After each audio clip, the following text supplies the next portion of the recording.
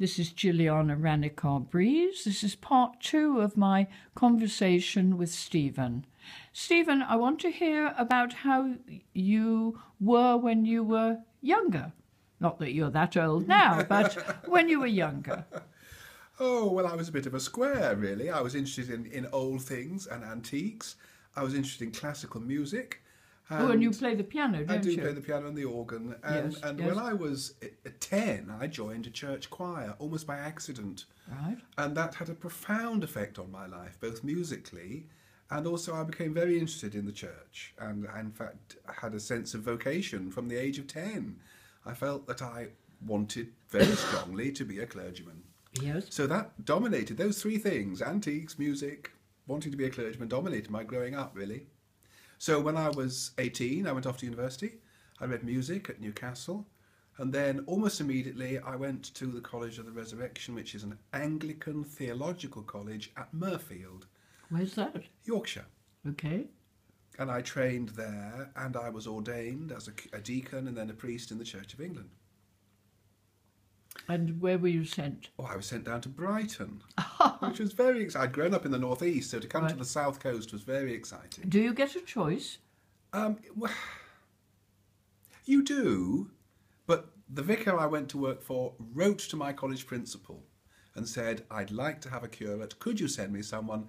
And I was very delighted to be sent to Brighton. Okay. How long did you stay in Brighton? 5 years in Brighton. Okay. And then I moved to St Leonard's-on-Sea, which is near Hastings, and I was a curate there for just over 3 years. Right, right. But you've stepped back from this now, haven't you? I felt very strongly at that period that I couldn't carry on in the Church of England.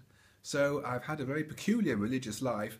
I became a Roman Catholic, and then 20 years later, I joined the Orthodox Church, which is the church, the ancient branch of the Christian church, which exists mainly in Russia and the Middle East.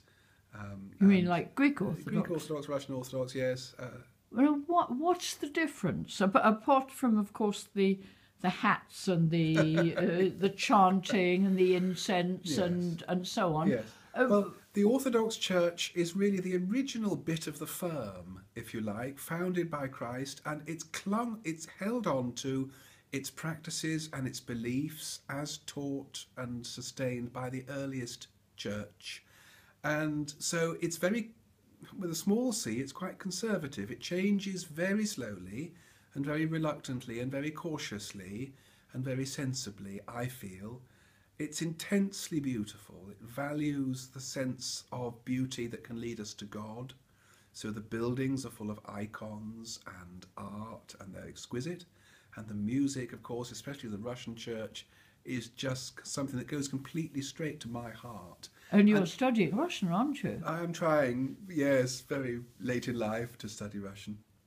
But the Russian church is a joy, and its resurrection in Russia, the fact that since the end of communism it has blossomed and come back, is one of the most exciting and largely untold stories, I think, of the Christian world at the moment.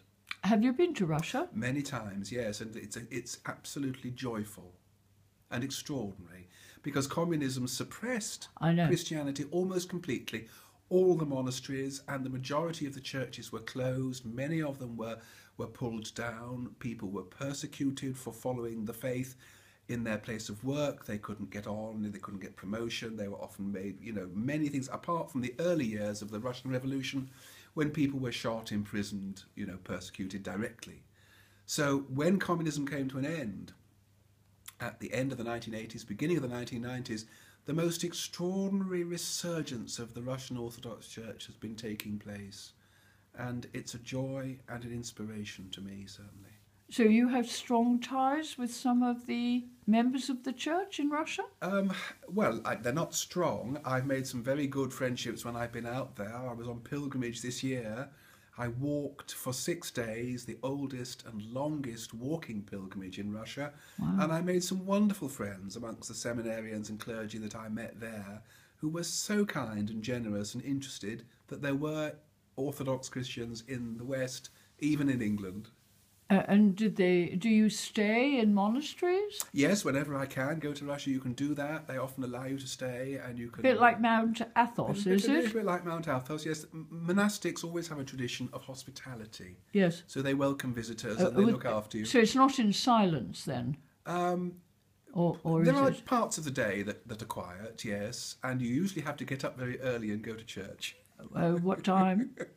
Well, on Mount Athos, the Russian monastery there starts at 1:30 in the morning. Oh! Have you been there? Yes, we were there a few weeks ago. Gosh. Wonderful. Starts at 1:30 in the morning. For how long? Well, for about 6 hours. Oh. And then you go out and you have your breakfast. You break the fast. But although it's a long time... Oh, what do you do the rest of the day? We recover. And catch up on some sleep, because they have their evening services maybe late afternoon, and then a brief meal, and then, you know, by 6 or 8 o'clock at night you want to go to bed. They have their day is shifted compared to ours, you know. Bit like the nightclub scene. It's in reverse. Yes. Well, certainly they use darkness like nightclubs. The atmosphere in their churches is exquisite. There's no electric light in the church. It's by candlelight. So the combination of the beautiful art, the candles, the dark, the singing is really helpful to prayer. It's just wonderful. Privilege to go and share. Yes. These places. And of course, there are no women, are there? There were no women allowed on Mount Athos. No, I know that. But what about in Russia? Oh, yes, women are frequent visitors to monasteries. They're not allowed to stay inside the monastery, but often there would be accommodation for women just outside the monastery precepts. Precincts. Would they be nuns? Well, if it's a community of women, nuns, then women only obviously can stay with the nuns. Right. So yeah. But in both monasteries with monks and convents with nuns, both men and women are welcome to the services and to the churches, of course. Right. Yes. Well, I have been to Greek Orthodox churches, obviously in Greece and in London. Mm-hmm. And I did go to a Russian Orthodox one in Lithuania, in Vilnius. Right. Because, of course, there is that influence left over. Yeah. Right. And what about Christmas? Well, in this country, we get 2 Christmases. Really? Because the Greek Orthodox Church keeps the same Christmas day as we do, the 25th of December. Yes. But the Russian Church is still on the old calendar, which means that they celebrate Christmas on January the 6th. That's like the Italians. Is it? Right, yes. January the 6th is La Bufana. It's Epiphany. Yes, Epiphany, yes, that's right. Yes. So really, we cheat slightly. We get 2 Christmases. Which is rather good. So you celebrate both, right? Yes, we do.